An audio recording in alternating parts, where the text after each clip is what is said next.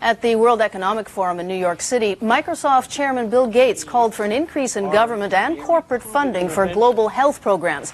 Gates and Bono, lead singer of U2, urged developed nations to help AIDS victims in poorer countries. Outside the meeting, thousands of demonstrators were generally peaceful, despite at least 36 arrests. On that, here's Jim Axelrod. The weather was nicer, the crowds bigger. This is what democracy looks like! But the song remained the same. In a city that's braced for trouble, so far, so good. Arrested for disorderly conduct. Thank you very much. If there's such a thing as feel-good arrests, the NYPD seemed intent on making them. Some were not quite so harmonious, but for another day, police took only a handful of people into custody.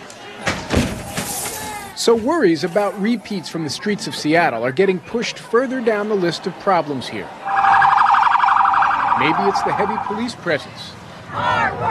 When you see what 1,500 cops look like lined up along 3 blocks, very intimidating in its own right. Or perhaps New Yorkers who are not in the mood. It's a free country. They can demonstrate when they wish, but they're immature and bizarre.